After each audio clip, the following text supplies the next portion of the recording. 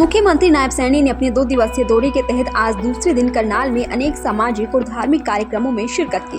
करनाल के ब्रह्म कुमारी आश्रम में आयोजित एक कार्यक्रम में शामिल होने के बाद पत्रकारों से बातचीत में उन्होंने कहा कि आज मुझे करनाल के सम्मानित लोगों से मिलने का मौका मिल रहा है। उन्होंने संसद और करनाल विधानसभा में बहुत बड़े बहुमत से 2 कमल के फूल खिलाए हैं।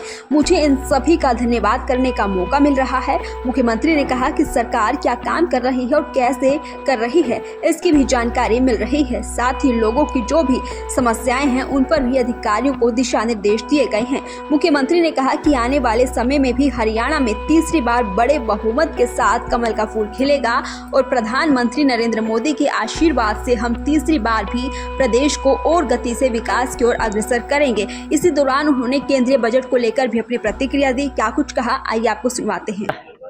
करनाल के दौरे पर करनाल के सम्मानित लोगों से मिलने का मौका मिल रहा है। उन्होंने जो विधानसभा और लोकसभा के अंदर बहुत बड़े मैंडेट से यहाँ से दोनों कमल के फूल खिलाए हैं, मुझे उन सभी का धन्यवाद करने का ये मौका मिल रहा है।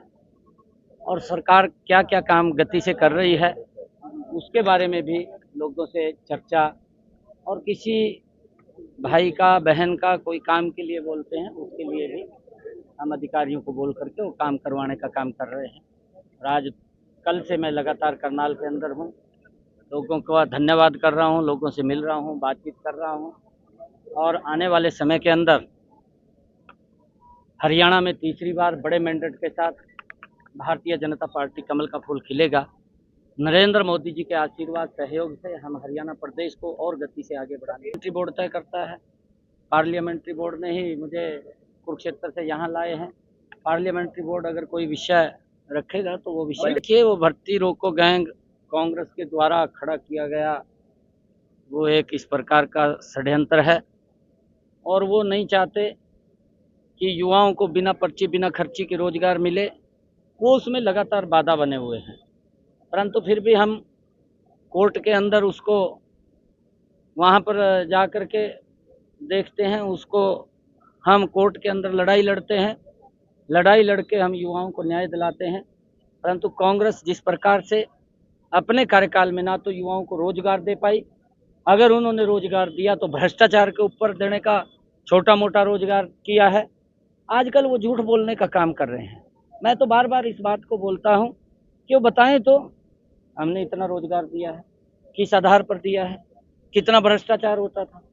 आज बिना पर्ची बिना खर्ची के गरीब घर के व्यक्ति को अगर रोजगार मिलता है तो कांग्रेस का कहीं ना कहीं दर्द होता है कि ये फ्री में क्यों दे रहे हैं नौकरी। उनकी दुकानदारी भ्रष्टाचार की बंद हो रही है।